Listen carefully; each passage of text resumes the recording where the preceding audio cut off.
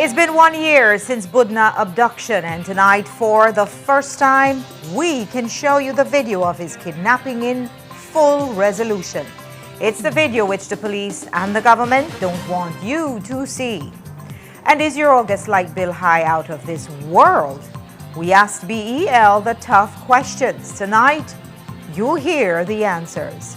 Plus, a 23-year-old murdered in the city. Did Christopher Smith's past catch up with him? Also, the Belize Bus Association is threatening to strike this week, but will it be tomorrow? We'll have the latest. And did the new swing bridge project cause the demolition of an antique structure? We asked the chief engineer.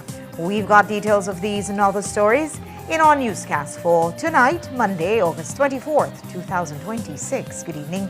With your news, I'm Indra Craig.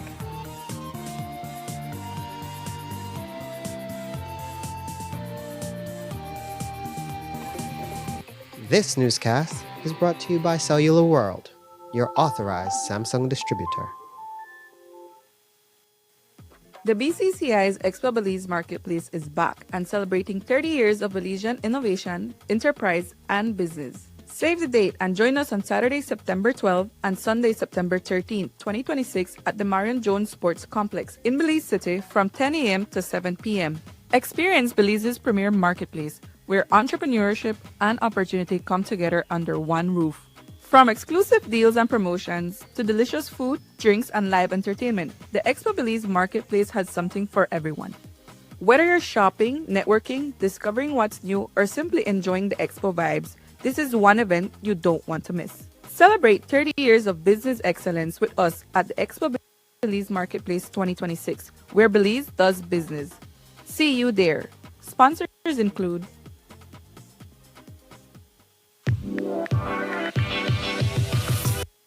My business is dependent on staying connected.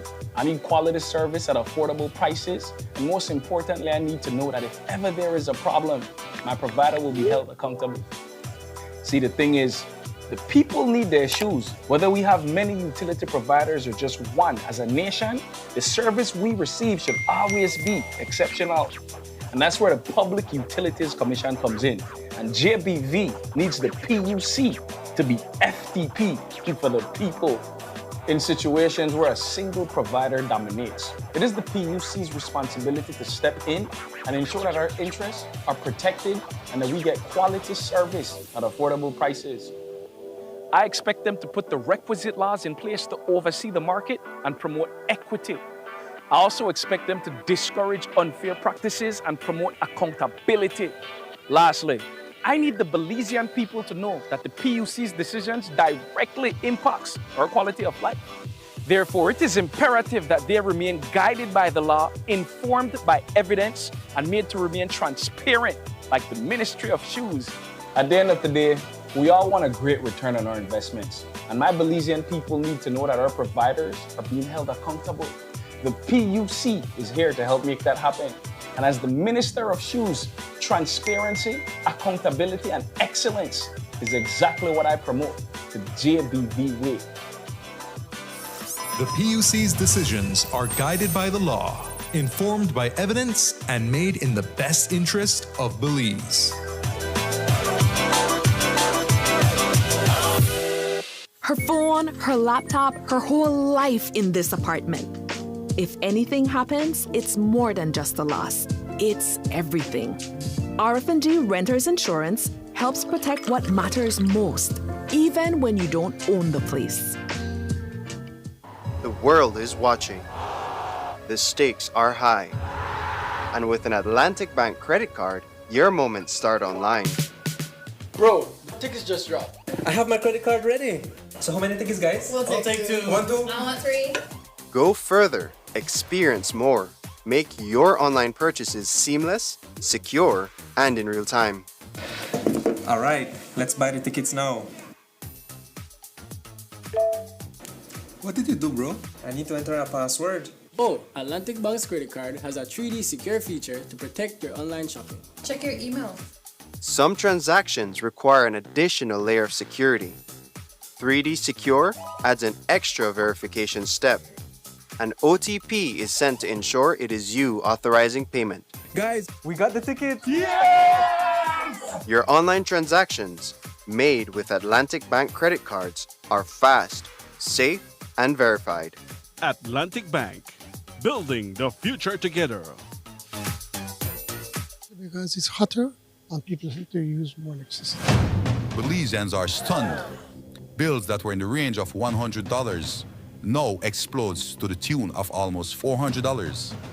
Families blindsided, struggling to understand how overnight their electric bill tripled. Imagine, after 6 years in power, the Prime Minister still points fingers at the UEP. The reality is that we are suffering 13 years of UDP neglect. Sir, you forgot that you are already on your Plan Belize 2.0. Then BL talks about COPA. Then just days later, consumers are slammed with crushing increases. BL fears we're using more electricity because of the heat. But Belizeans know the truth. Most aren't even at home. This is a bill that I would normally get if I had been home for the entire month. Now, I do go off sometimes like 6 weeks at a time. And those bills, comparably with the same setup, I plug out things that I'm not using. $42, $30-something, and now it's $84. Like, that's ridiculous. But the cost of my electricity bill is through the roof. There is no stability in electricity supply. And we come to this house, every house meeting, and approve loans for all sorts of things. And we don't bring any direct and immediate relief to the people. Nothing has changed except the bills. Need to submit your sickness benefit claim online and have a physical medical certificate? Here's how you can do it. First, go to ssbportal.org.bz and log into your My Social Security account. Next, on your dashboard, click Benefits and choose Forms. Review the requirements, then click Continue to proceed. Click Apply under Sickness Benefit to start your claim. Review and confirm your banking information. If it is not correct, select No and follow the steps to update your banking details. If your banking information is correct, select Yes. Next, if your illness is not related to an injury at work, select No and proceed to upload your medical certificate. Select your claim period and confirm your employer details. Read the declarations and click each to agree. Click Submit and you're done. A confirmation email will be sent to you. Your employer will also receive an email with your claim details and a request for your salary information. If needed, submit your sickness benefit claim online and receive real-time status updates.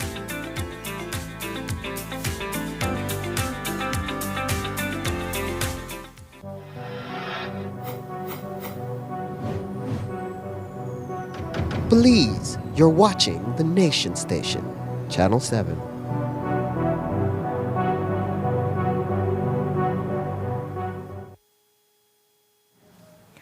Joseph Budna was kidnapped near the Orange Walk police station exactly 1 year ago. Tonight, 7 News has obtained a leaked copy of one angle of the surveillance video showing his abduction. For a year, we've been showing the grainy, modified version. Tonight, we have it in full resolution. The video that the police and the state don't want you to see. Jules Vasquez reports. 1 year and 2 days ago, Joseph Budna ended this Facebook Live with a sense of foreboding.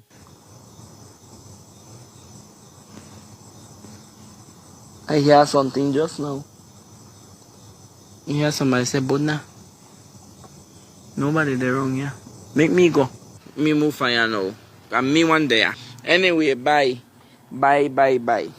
Within minutes, an unprecedented crime unfolded. Budna is walking to his car on Main Street when Vehicle 1 pulls up on him Two men jump out and they try to capture him. Budna turns and dashes down Queen Victoria Avenue towards the police station. It's the only place he feels he will be safe. One of the pursuing men, who our research says is a police officer attached to the SPU, chases him. And vehicle number 2, a Chevy Equinox, pulls onto Queen Victoria Avenue. The pursuing officer on foot wields a baton in his hand. Budna is now sprinting towards the police station. The officer cuts him off while the pursuing driver pulls up in the Equinox, police combat driving style, to stop Budna from running off. Budna literally runs for his life, pirouettes away from the Equinox, slips away, runs the other way back to Main Avenue.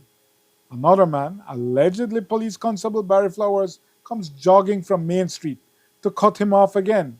Budna now dashes back towards the Sandy Hunter Library, but he falls, and that's where the first pursuing officer catches up with him and starts to club him. A pedestrian walks up, and the kidnappers drive him away. The beating continues. It would last for almost 4 minutes, while another one of the kidnappers strolls over. Remember, all this is happening within feet of the town's police station. But there is no criminal urgency or stealth. They are doing this under streetlights, on a public sidewalk. Budna is there fighting for his life, but the beating continues. 1.5 minutes after it started, the police station's duty officer, Corporal Carlos Choco, who was alerted by police constables in front of the station, ambles over to see what's happening. One of the officers who's beating Budna stands up, no urgency, to tell Choco, this is police business. He allegedly said, instructions from the boss. Seeing a uniformed officer, the concerned pedestrian returns again, and this time both Choco and one of the kidnappers, allegedly Police Constable Flowers, shoot him off. It's been 2 minutes now that police have Budna on the ground, and they are still fatiguing him, trying now to tie him up for a long journey into night, halfway across the country to Arenal. After 3 minutes on the ground, they lift him, cart him across the street, and stuff him into the back seat of the Equinox. They grabbed me, they took me up from my 2 feet while I was knocked out, and they dragged me into the SUV Equinox, sky blue, and as a result, they placed me on the seat, and I was placed, one of them sit on top of my head. They handcuffed me to the front because they couldn't get my hand to the back. It's 8:34 p.m. A civilian vehicle turns into Queen Victoria Avenue, but the driver sees it is blocked by the Chevy Equinox. Only the police would be so brazen. They have a citizen tied up in the back seat, a citizen who faces no criminal charge, but they don't seem too concerned, and the civilian pickup just turns around. Budna is inside, desperately fighting for his life. As a result of that, they had my mouth taped. Now they taped my mouth and they held one of my feet and they tied one of my feet. And while I was fighting to get some air because the tape was covering my nose, and they butt me into my head because I was screaming. And that is when they cover my mouth. 4.5 minutes after the operation started, the powder blue Chevy Equinox lazily pulls off, making a U-turn on Queen Victoria and driving off into the night. A few minutes later, the second vehicle, which looks like a Ford Escape, also drove off. Today, 1 year later, Joseph Budna still has this wound from his injuries, gotten from hours of taking blows. He limps and has chronic back pain, all from the events of that night. I'm badly beaten by the police department. I'm badly beaten. I'm hurt bad. And Budna is still in a Guatemalan jail. He didn't go there himself. The police delivered him to the Guatemalans. And what have the police done? The file, which the DPP described as less than nothing, remains at the police department after the DPP sent it back. They want it buried. It is in a corner gathering dust, like so many others. And what about the Commissioner of Police? 3 days after the incident, he mounted many telling mistruths about the kidnapping. Yet he remains in place. And what Joseph Budna said to me in a phone interview 1 year ago is still sadly very true tonight. Because it happens to me, it can happen to other Belizeans as well.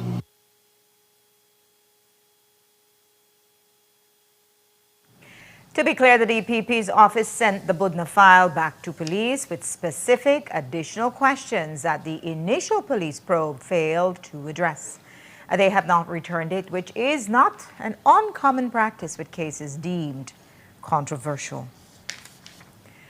Those soaring electricity bills are crippling consumers across the country. We told you last week that consumers were reporting their bills doubling and tripling from the previous month, despite very little or no change in their daily activities.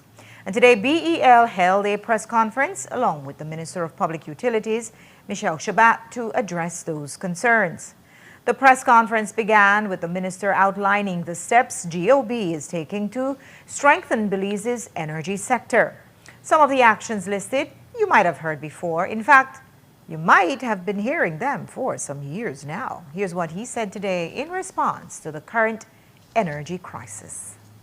Government has been pursuing a diversified strategy that includes new solar generation, battery energy storage, strengthening BEL's investment capacity, expanding access through microgrids and standalone systems, improving the national transmission and distribution network, and exploring greater regional interconnection, including opportunities with Guatemala. We have mobilized and are leveraging support from international development partners, including the World Bank, the Millennium Challenge Compact, the International Finance Corporation, and the Saudi Fund for Development. Among the major initiatives underway are the development of approximately 80 megawatts of solar generation, supported by the TASA framework and IFC advisory assistance, and the 40 megawatt battery energy storage system program supported by the World Bank. Battery storage is particularly important because it will allow Belize to better integrate renewable energy, strengthen grid stability, and manage electricity supply during periods of peak demand. Government is also supporting BEL's ability to undertake the capital investment necessary to strengthen the electricity system. The BEL investment bill provides for government to invest approximately $73.2 million through preference shares. This is an investment in the productive capacity and resilience of our national electricity system. Our objective is to build an electricity system that can support Belize's economic growth while ultimately helping to reduce the wholesale cost of power and protect consumers. At the same time, we must ensure that BEL remains financially capable of purchasing electricity, maintaining the grid, and investing in the infrastructure necessary to keep the lights on. This is why government has supported the development of a cost of power adjustment mechanism. The intention is to establish a more responsive system for dealing with changes in the actual cost of electricity, while incorporating measures designed to protect consumers from unnecessary hardship.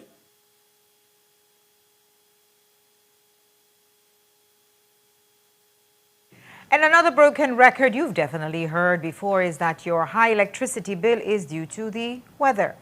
According to BEL's executive chairman, the higher the temperature, the more your appliances and devices have to work to keep cool. And while that may be true, can it explain a spike of hundreds of dollars in your bill? Lin Young says yes. Cost of power is one thing, high bills is another thing. Because your bill really is the rate multiplied by the consumption. And we've said it before, and I know a lot of people don't want to hear it, but if you look at your bill and you look at it over the course of a year, you will see it happens every year. Around May, June, July, the consumption increases significantly.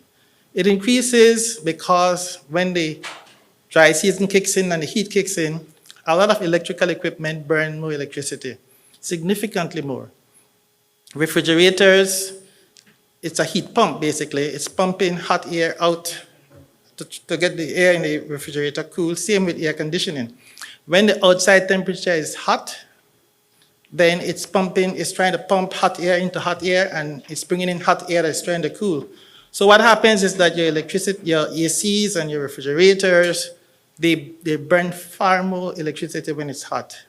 But not only those, there are other equipment also that burns more electricity when it's hot. So a lot of us, including myself, we're not at home, but we find our bills are going up.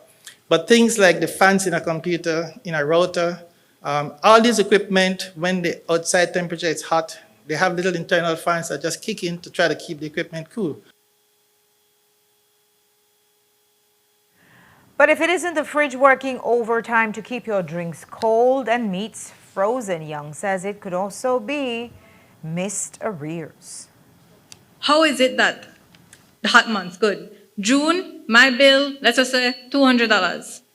July, it's $700.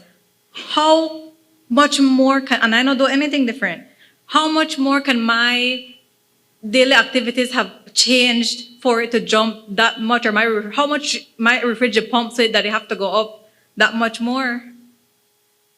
Yeah, like I said, each case is unique, right? So I can't say for sure what's driving yours. Mine went up by about $500, and when I looked at it, it was consumption. The consumption had increased, so I started to take some steps internally to try to reduce it, right? So we'd have to look at each case, but like I said, every complaint that has come to us, we've looked at it, we've been able to find what is causing the increase in consumption. And like I said, there are a couple cases where it was the fact that there was an arrear in there that the customer hadn't noticed, things like that. But each case is different, but I must say that, again, we've had a jump in the complaints about high bills, and we are taking it seriously, and we're investigating everyone that comes to us. But after years of hearing the same explanations, the consumers just aren't buying it anymore. And today we challenged Young on it. If I may, Mr. Lin, for many years, I think we've been having the same argument, and you continue to use the same tactics, faulty generalization, ad hominem attacks on the consumers, cherry-picking examples. You know these things are in the super minority when people have malfunctioning equipment, but you make a faulty generalization. This is a habit of yours. I've seen it over many years. We are seeing a public trend where there are so many examples, a plethora, a surfeit of examples of jumps in this latest billing cycle of $300. I see it in my employees, I see it in my own home, I see it in every circle where people who are having $400, $500 bills are seeing $300 increase in this latest billing cycle. It's too widespread a pattern, which suggests that something significant has changed in the billing process. Are you able to, apart from the increases which have been legislated, are you able to explain it by any means other than faulty generalization? That's your view. We can only go by the data that we have. We analyze the data, and we have to go based on the facts and the data that we have. Like I said, we do have equipment that we can use to analyze a particular home where we have an instance where somebody sees something is wrong, and when we do it, I'm honest, we have not found anything to say that something is being manipulated or anything like that. In every instance that we have checked, there is a good explanation as to why the bill has gone up. But like I said, and I was open, yes, we have had more high bill complaints than we've had before. We agree with you on that. I don't think that means that there's a plethora. I think that's a generalization on your part and an ad hominem attack on me.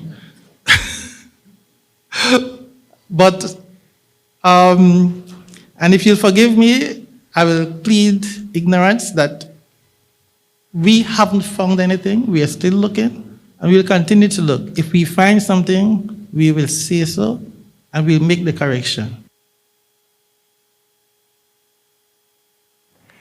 So if your bill jumped by hundreds of dollars and you just don't have the disposable income to compensate for the increase, well, will BEL disconnect you? Young says you can sign up for a payment plan. What happens to all of those people who genuinely cannot pay? Are you going to cut them all out this month when the bill is due? I'll leave the minister to answer the government part of it, but within BEL, we do a lot of payment plans.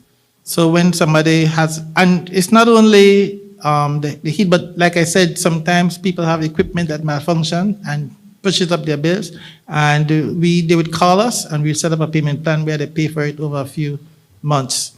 So that's how we try to deal with it at BEL, but I don't know at the government level what they can do. We're not deaf to the cries of the people. And this is a matter that we're discussing in cabinet to see what we can do to alleviate. But at the outset, are you hearing me? At the outset, all the investments we're doing is really with the ultimate goal to really reduce the cost to the consumers. And while we want to see an immediate effect, it will take some time, but we are confident that at the end of the day, when these investments kick in, we are going to see that reduction in cost of electricity.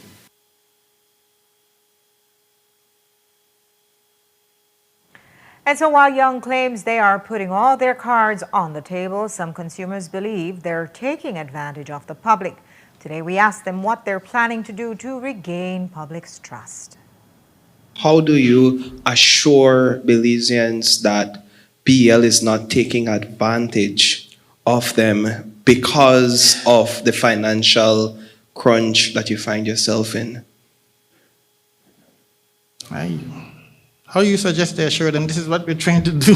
But listen, I understand people being skeptical about companies, big companies. That's something that all companies face. You are from Channel 5. I'm pretty sure you've had some skepticism about your news coverage and different things, right?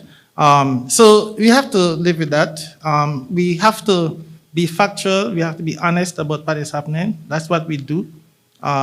If we find that we've done something wrong, we say, hey, there's a mistake here, and we make the correction. We haven't found, there have been instances of people making mistakes when they read the meters. That has happened. Somebody puts a 9 for a 6.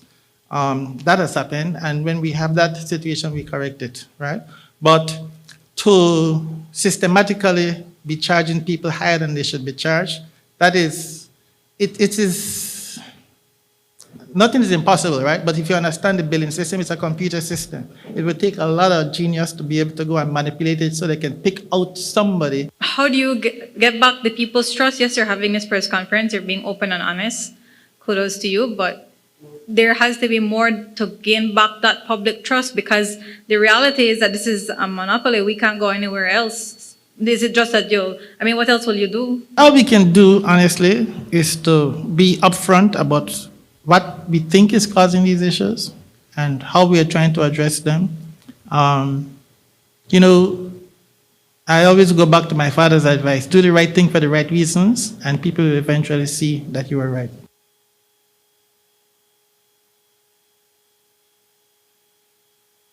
And to prove it, Young detailed the losses BEL has seen in recent years. He also explained that they have been bailed out by the government before.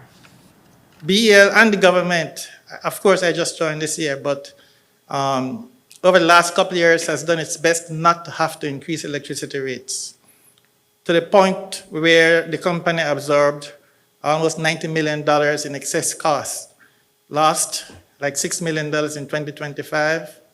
It recorded a loss of $23 million last year.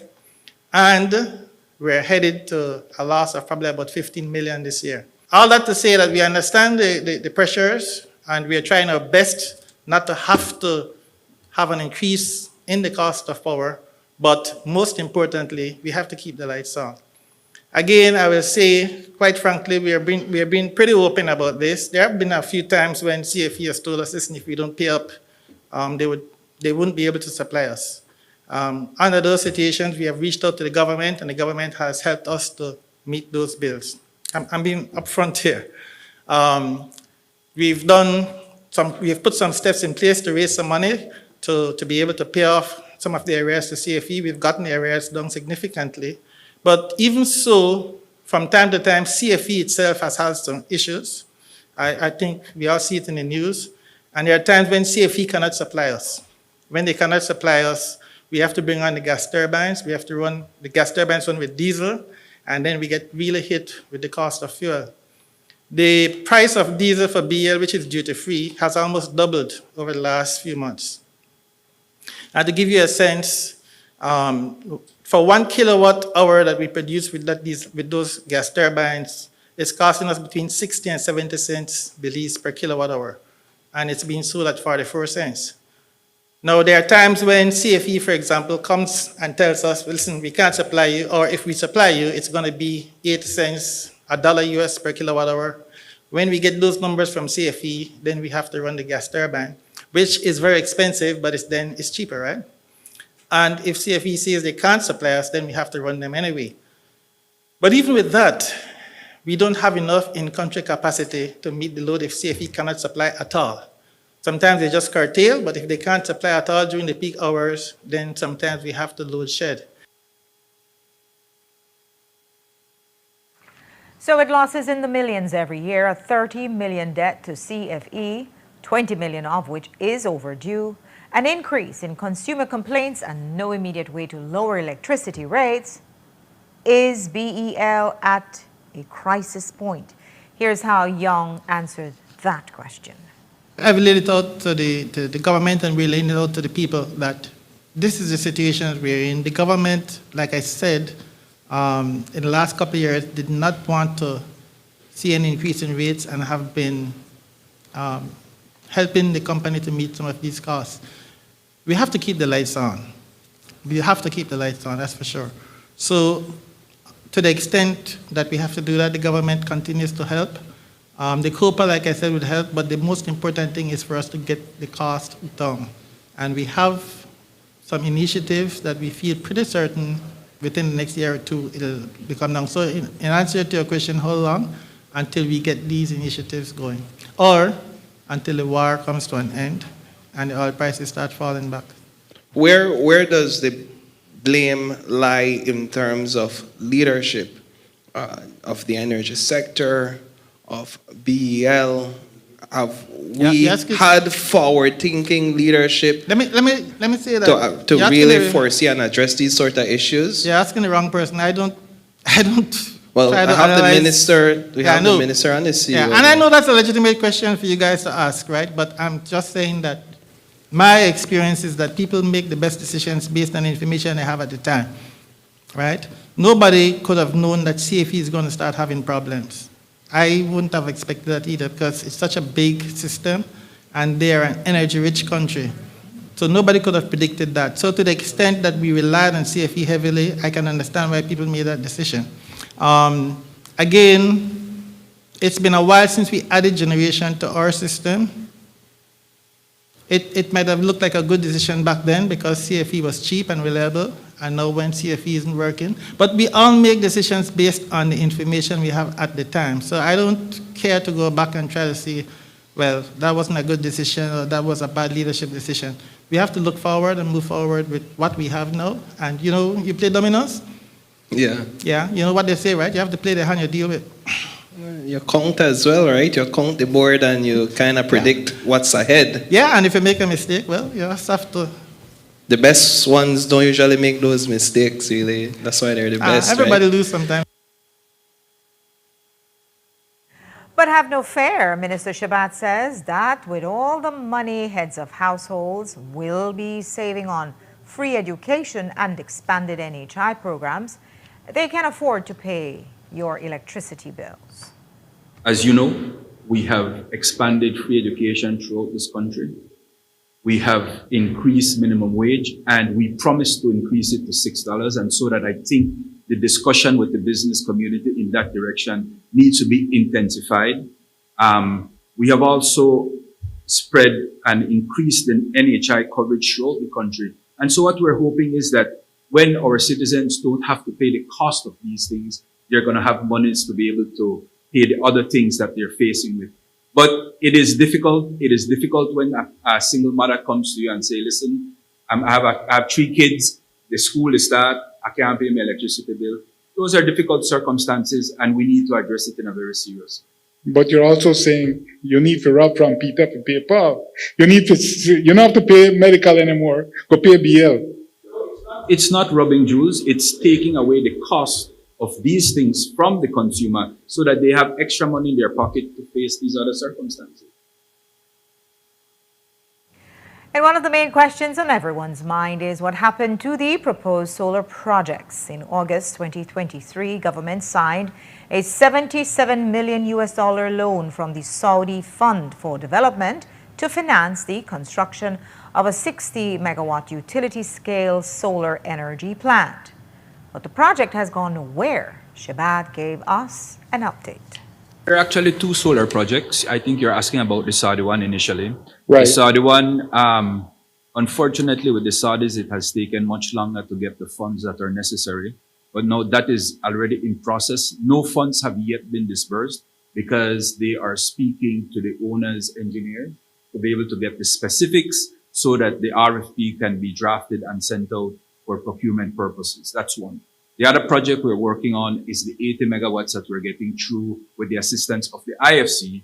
As you know, signed in January. Right. As you know, back in March, we had sent out an RFQ to get interest in it. We have, I think there are 5 companies that they're looking at. Correct me as I go along.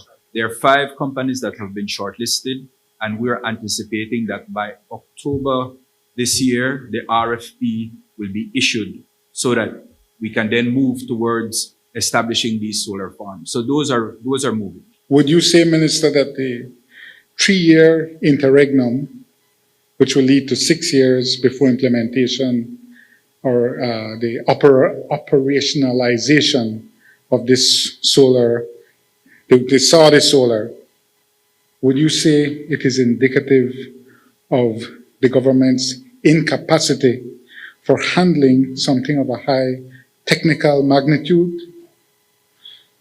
I would not characterize it that way, Jules. I think government has undertaken huge projects over the last 5 years, and we have successfully implemented them. Unfortunately, the Saudis have a longer procurement process and more conditions that you have to fulfill. As a matter of fact, I think one of their conditions is that you have to use Saudi engineers for many of the aspects of this project. And so that is a little bit more involved. But I can assure you that we have our thumbs on this and we're pushing it as fast as we can. That we wish we would have had it. Yes, we want to have it because as the ambassador has indicated, we have a major shortage in the country. And we are working, as you know, we just signed a $125 million compact with the Millennium Corporation. And part of that really is to reduce the cost of power in this country. And so all of these investments are really geared towards that. After the break, we'll tell you about the murder of a 23-year-old. Plus tonight, the Bus Association is waiting for word on a reinstatement of the fuel subsidy. Tonight, we'll tell you why they're gonna keep waiting. Don't go away.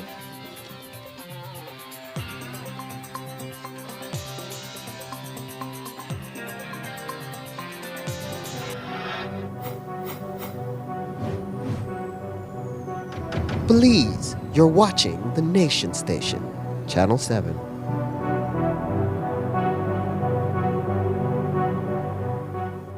Hi, my name is Megan, and I'm a civil engineer here at M&M Engineering.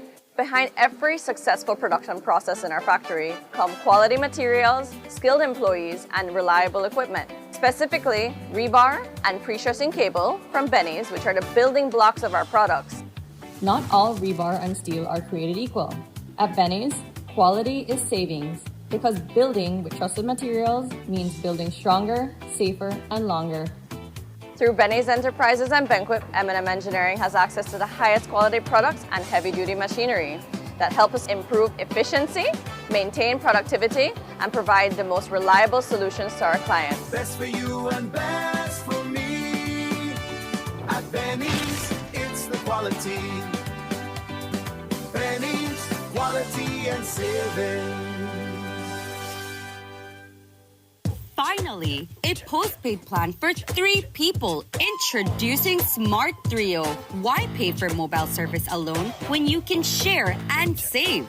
Get unlimited national calls, texts, plus 100 gigabytes of shared data. And the best part? It's only $135. That's right, as low as $45 per person. Perfect for small families, couples, or close friends. Smart Trio. 3 lines, 1 smart choice. Sign up now, and you could win a Trio getaway to San Pedro for 3. Visit us at www.smart-bz.com for more information or sign up at any showroom today. Smart, bringing people together.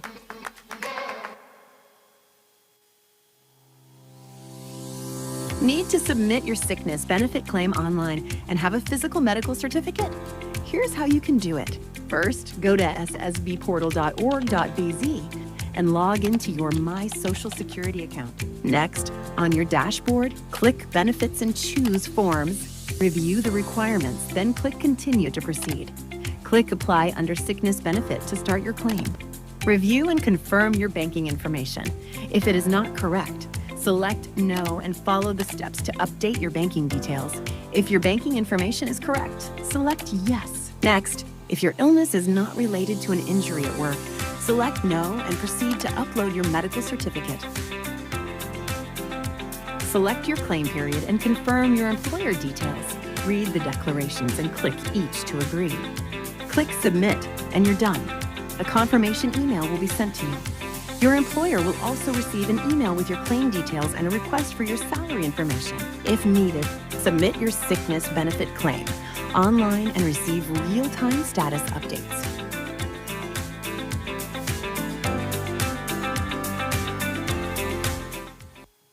The Castillo Enterprise Group invites all real estate agents and brokers to this exclusive open house tomorrow, Tuesday, August 25th, from 1 to 3 p.m. The property is located at 570 Triggerfish Crescent, which is a 5-bedroom, 5-bath, income-producing turnkey property located in the Vista Del Mar area in Belize. Offered fully furnished and just recently reduced from $670,000 to $550,000 US, way below the appraised value, giving your clients instant equity from day one. The property has private dining, open kitchen, living room, a resort-style pool, and canal frontage leading straight to the Caribbean Sea. The first 5 agents will receive a copy of the Millionaire Real Estate Agent book by Gary Keller. Make sure you RSVP today.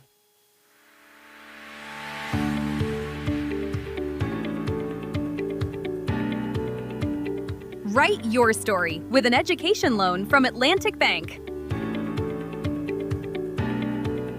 Enjoy competitive interest rates, attractive repayment terms, and 2 deferred monthly principal payments, offering you added flexibility as you get started.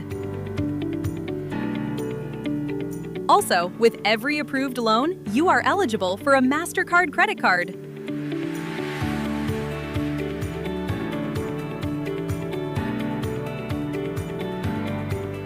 To learn more, visit your nearest Atlantic Bank branch or scan the QR code to apply today.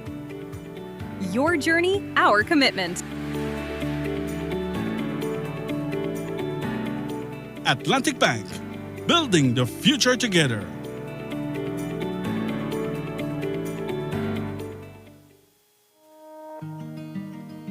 The roads of Belize connect us all. Riders, drivers, families, friends. Every day begins with a little routine and the confidence that life's journeys are protected.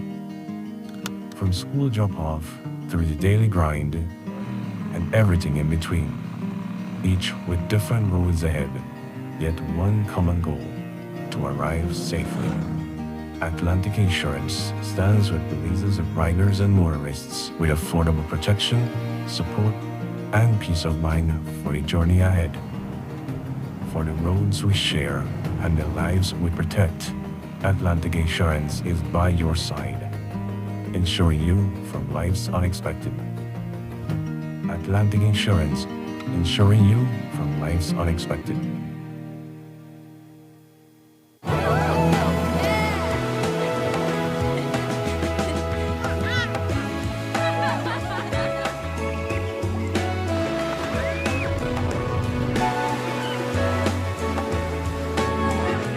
All your special moments deserve a special place. Book now and save 50% on accommodations and 20% on spa. Only at Naya Resort and Spa. Welcome to the V Department Store. We are conveniently located on Coney Drive in Belize City. That's right on Coney Drive in Belize City. At the V Department Store, we offer a wide variety of groceries, cosmetics, kitchen appliances, kitchenware, electronics, and more. We've also recently expanded to the second floor to better meet your household and office furniture needs. We now have a wide variety of furniture, home decor, and accessories. We have a shared vision for a comfortable and customer-friendly shopping experience. Visit us today and be warmly greeted by our reasonable prices and cordial staff. The V Department Store. Experience the ultimate shopping destination.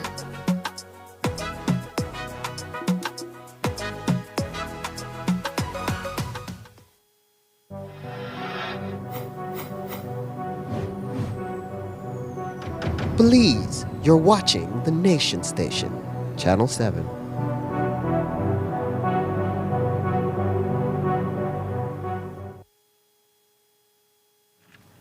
Tonight, police are investigating the murder of 23-year-old Christopher Smith, which happened on Sunday morning.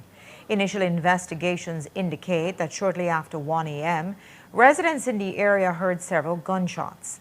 6 hours later, Smith was found in the yard of a residence on Mackenzie Lane. But who might have wanted him killed? Jaleesa Roberts went looking for answers.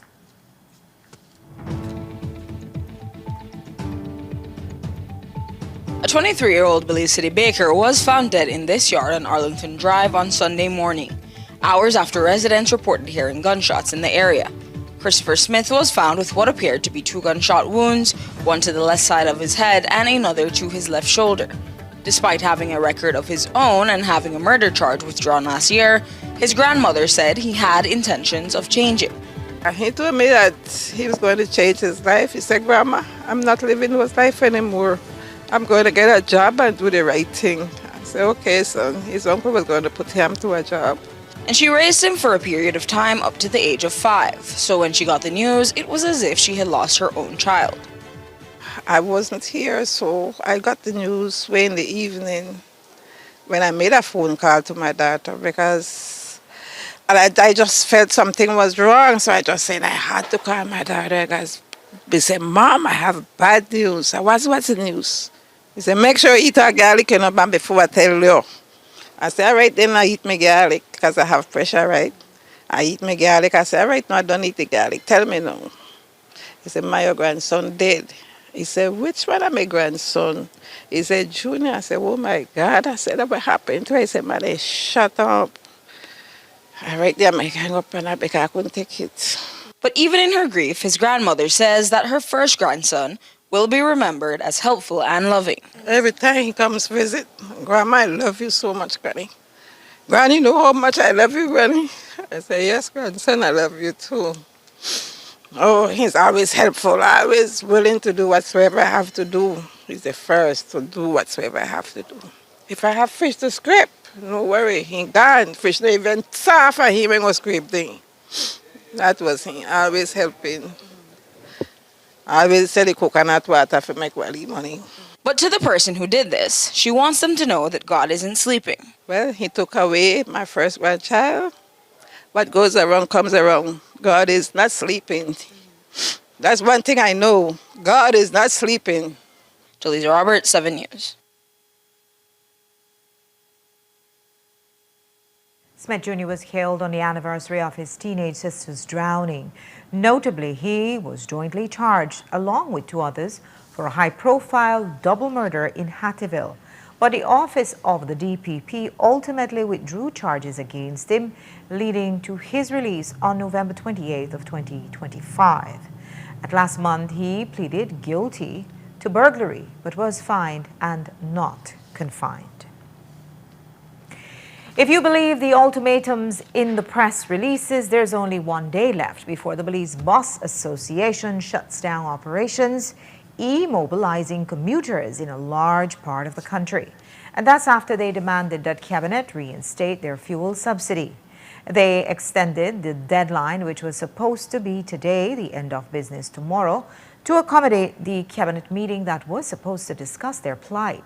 Well, they'll remain waiting because reports to our newsroom are that there won't be any Cabinet meeting because the Prime Minister won't be in the country. The Cabinet Secretary told us this evening the PM is in Honduras, so no Cabinet tomorrow. Reports tell us that he plans to travel as soon as he returns. So what will the Bus Association do? Well, we'll have to wait and see. But for today, they issued yet another letter to the Minister of Transport asking to be a part of the next phase of the electric bus project.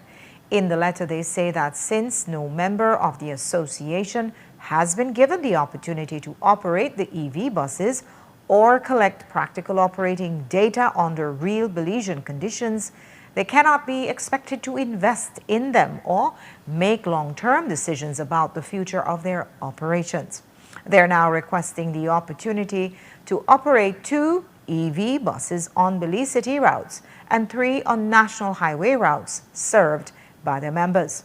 They're asking for the minister to schedule a meeting with him and his technical team to discuss the next steps forward. An 80-year-old pastor was robbed at gunpoint at his home in Biscayne Village in the early hours of Saturday. The pastor reported to Sand Hill Police that between 2 and 3 a.m. he was awakened by loud banging at his front door. He said they identified themselves as police before 4 masked men dressed in dark clothing forced their way into the house through the back door. 2 of them brandished firearms. One of the armed men struck the pastor on his head, causing pain and bleeding. They then demanded the keys to his 2024 Toyota Hilux and 2016 Toyota Land Cruiser, which they took from his TV stand along with the TV. They then drove off with both vehicles. Police have not recovered the vehicles, which have likely been smuggled over to Guatemala. A band of 3 robbers held up a store in the Independence Village on Saturday. ASP Stacey Smith shared that report with us this afternoon and the identity of the 3 robbers who were caught and charged. Police have formally arrested and jointly charged Dorian Garnett, 36 years of age, Krishna Flores, 35 years of age, and Anthony Smith, 42 years of age, all of Belize City, for the crime of robbery. The charge follows police investigation into the robbery of Wendy's store, which is located in Independence Village, which occurred on Saturday, 22nd August at approximately 2:30 p.m.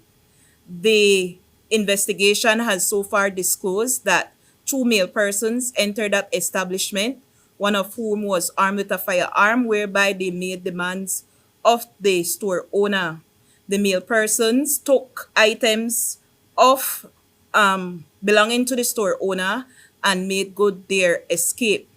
The department was aware of this report, and the information in relation to the identity of the suspects was communicated. As a consequence of this, a vehicle was intercepted whereby all three persons were found on board and were subsequently charged.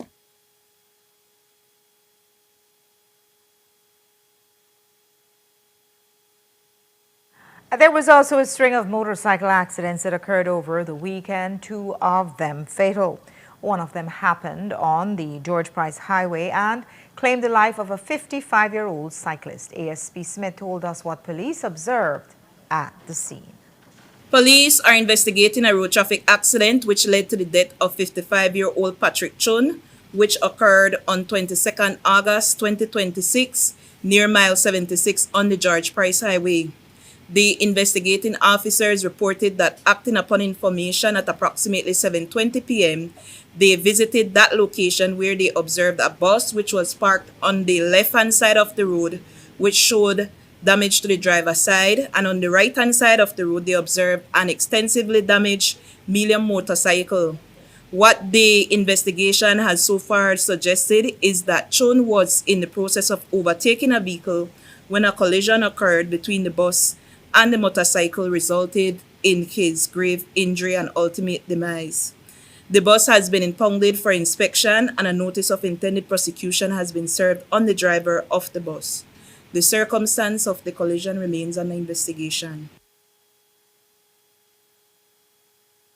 And also on Friday, another fatal motorcycle accident happened in the Cayo district. This one occurred between two cyclists that were traveling in the direction of Duck Run and Billy White Village. Police have detained one male person in connection with an ongoing investigation into a road traffic accident which led to the death of 46-year-old Jaime Catalan of San Marcos Village. The investigation commenced on Friday, 21st August 2026, just before midnight, when police were advised of a traffic accident between Duck Run and Billy White Village. Upon the arrival of the officers, they observed an unresponsive Catalan whose body exhibited grave injuries, and also observed on the scene was a damaged Lifan brand motorcycle which was believed to have been operated by Catalan. Also on the scene was another motorcycle which was off-road, which had minor damages, which was being driven by the detained male person. So far, the investigators believe that a collision occurred between the two motorcycles. However, the circumstance of the collision remain under investigation. Police have obtained a urine sample from the detained individual.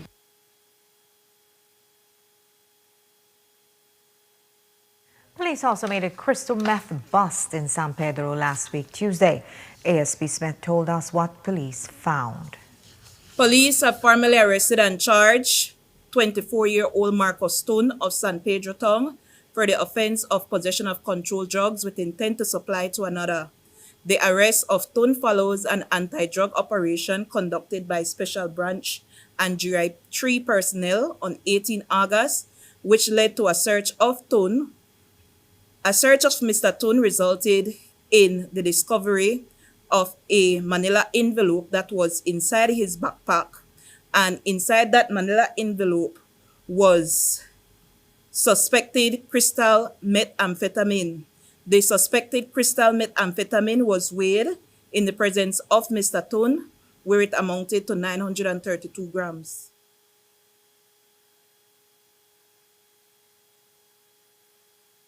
And in the third fatal accident, a three-way collision resulted in the death of a BDF volunteer soldier in Silkgrass Village on Sunday. The deceased was traveling on a motorcycle when it happened. ASP Smith gave us the details.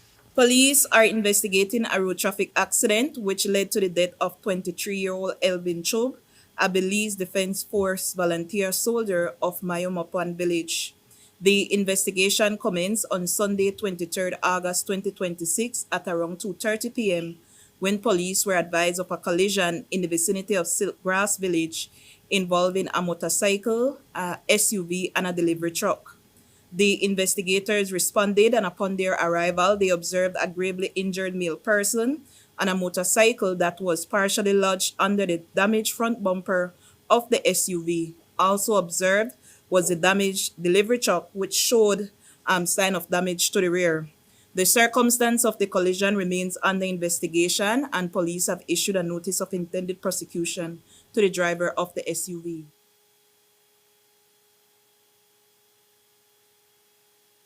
Police made a double arrest in Ladyville on Sunday for guns and ammunition. ASP Smith gave us the details of GI3's report on the second or two persons that were detained. Police in Ladyville have formally arrested and charged 30-year-old Anderson Martinez for the offense of kept firearm without a gun license and kept ammunition without a gun license. The arrest follows the execution of a search at the residence of Martinez on Monterey Boulevard on Sunday, 23rd August, which led to the discovery of a black Remington pistol with a magazine containing 14 rounds of 9mm ammunition. Police have formally arrested and charged 33-year-old Lloyd Parshu of Croton Lane, Belize City for the offense of kept firearm without a gun license and kept ammunition without a gun license. The arresting officer, GA3 personnel, reported that they were on anti-crime operation in the St. Martin's area when their attention was drawn to an SUV traveling at a high speed at around 3:40 a.m. That vehicle was pursued and intercepted, and a subsequent search of that vehicle led to the discovery of a Smith & Wesson brand pistol. The search of the vehicle resulted in the discovery of a 9mm Smith & Wesson brand pistol, which contained a magazine with 8 live rounds of 9mm ammunition. We take a break now. When we come back, we'll ask the MIDH if they destroyed a protected structure while preparing for the swing bridge replacement. Don't go away.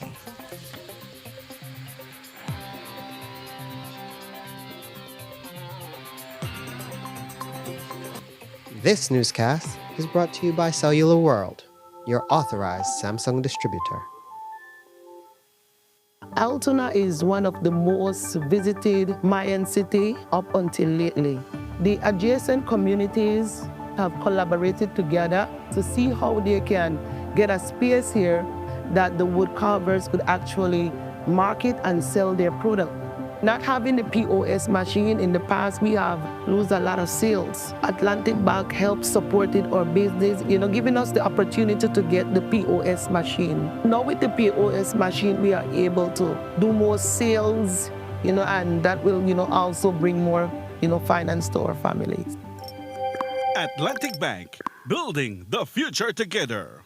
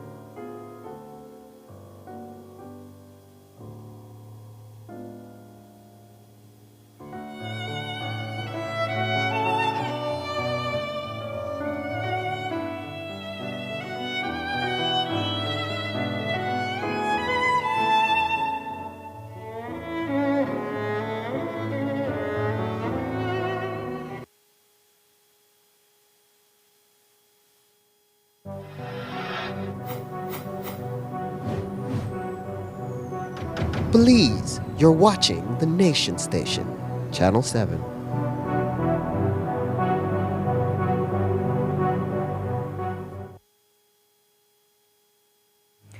As we reported last week, the NTUCB has detailed several demands of government with a 90-day deadline. Well, today they put it in writing in a 9-page letter, and some of those demands have a timeline of immediately and others of 45 days. As we told you, their demand for the removal of the BTL chairman and several of the board members is one they want to be done immediately.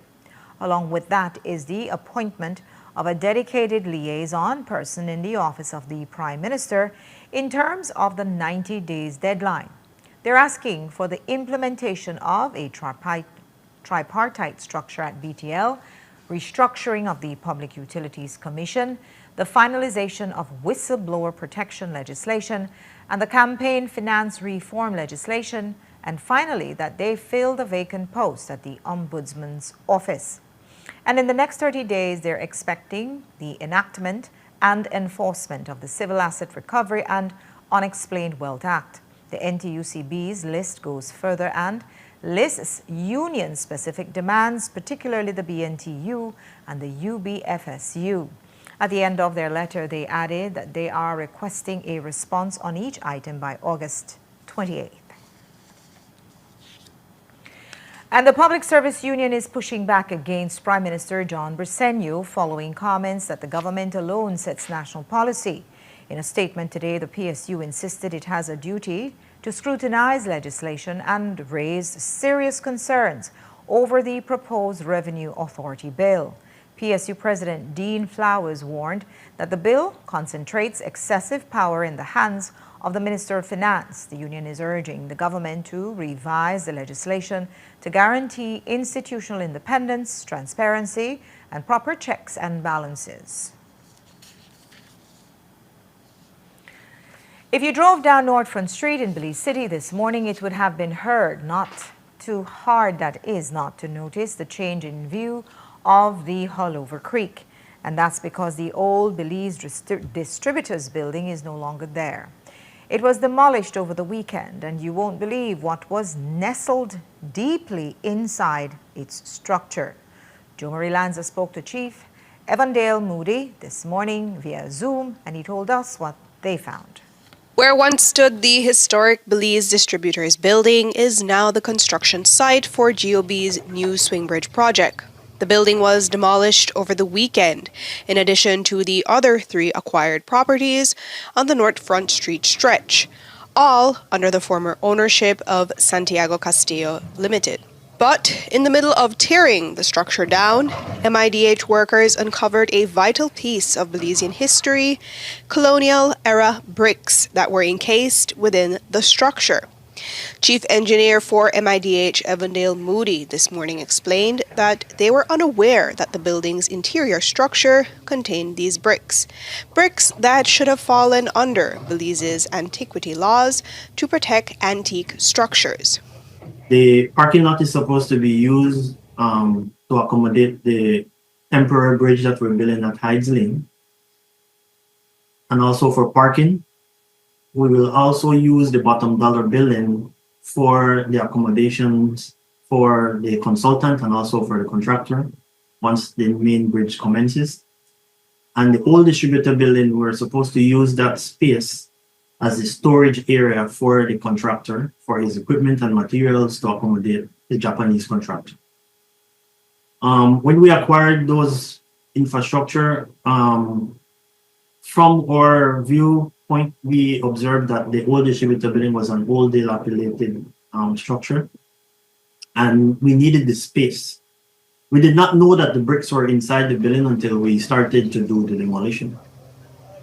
Right, because the bricks are the internal part of the building. However, it had a facade with the wooden structure around, so you would not be able to know. We identified 3 walls within the structure. There was a 4th wall, but that 4th wall was already plastered. So the bricks were plastered with cement mortar. And so the 3 walls that we identified, we liaised with the Department of Archaeology and also Niche And so we arranged for them to do documentation of the building and also to do salvage recovery of some of the bricks that are there. Yes, we don't believe that preservation would have worked because it's a very old structure, and also the cost for maintaining that old structure would have been immense for the government to undertake. And two, we did not know that those bricks were there until we started to do the demolition. And three, we had to ensure that we have this area available for the Japanese contractors. So we needed that space for national development. Moody estimates there are about 2 truckloads of bricks to be removed from the site. He says they will be handed over to Niche as they continue to make room for new construction. The demolition is supposed to be finished by this Friday, cleared up. And so what we're going to do is clear the entire site and then enclose it so that we could have it prepared for the arrival of a Japanese contractor. The idea is that we want to complete the temporary bridge by the end of October, and we will shift traffic to the temporary bridge by the 15th of November, and then we will commence the demolition of the swing bridge by the 15th of November because we have to complete that within 2 months. So we need to complete the demolition of the swing bridge by no later than the 15th of January.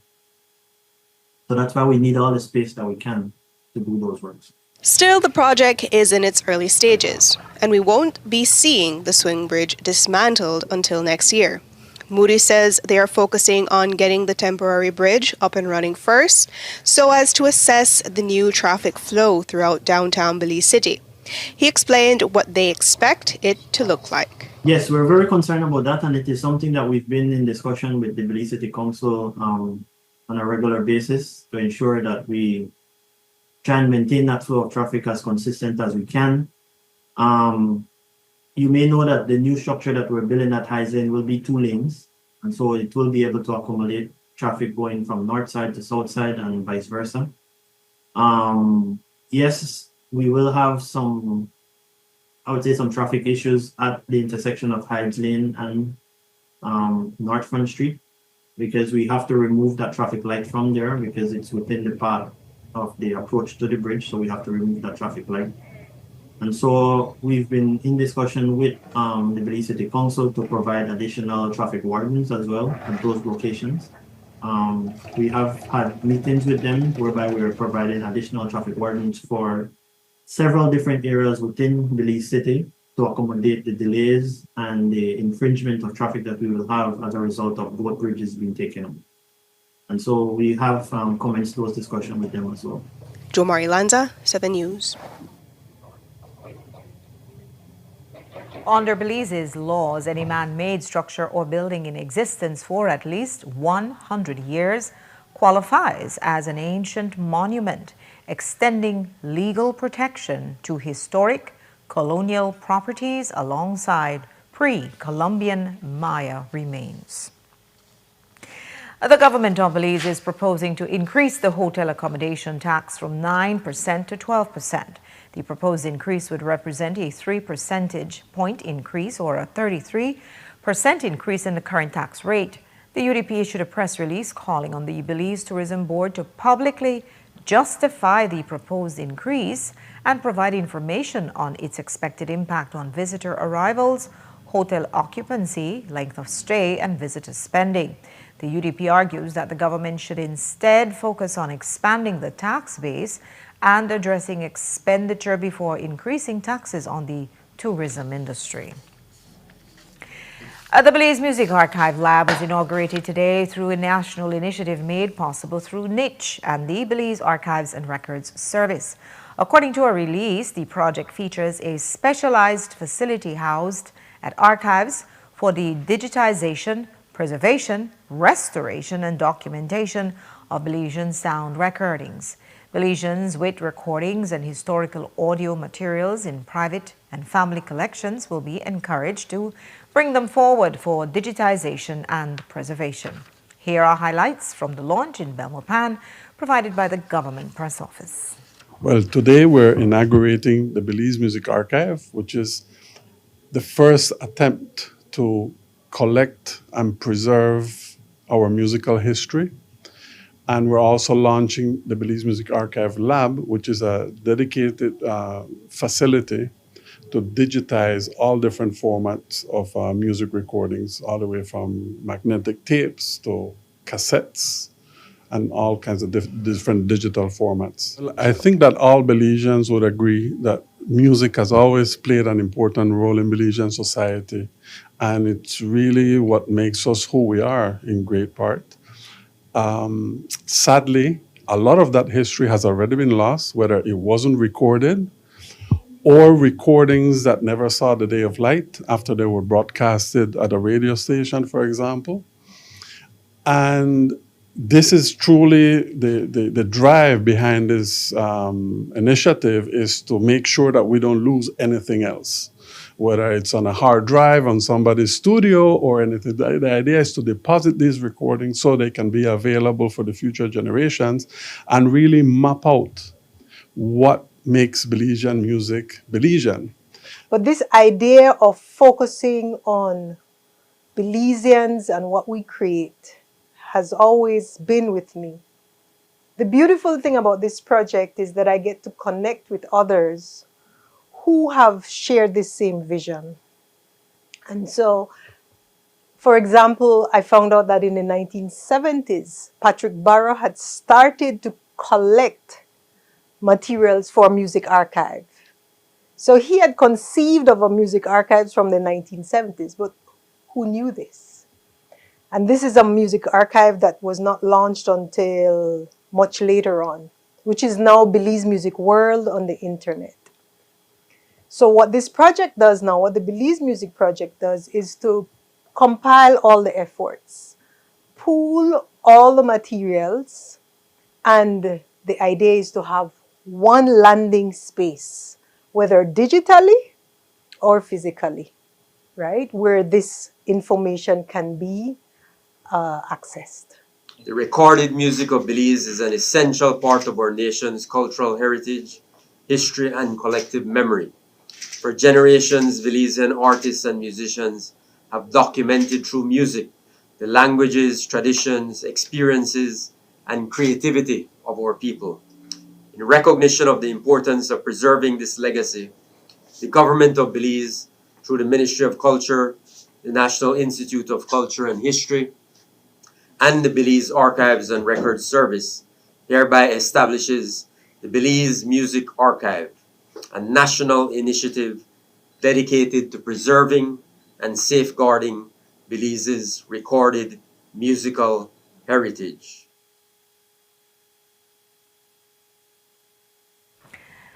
And that's all we have for you for our newscast tonight. Thanks for watching. With your news, I'm Linda Craig. Remember, you can find a full transcript of the news at 7newsbelize.com and see the streaming video on our Facebook page. Have a good evening. Join me back here tomorrow at 6.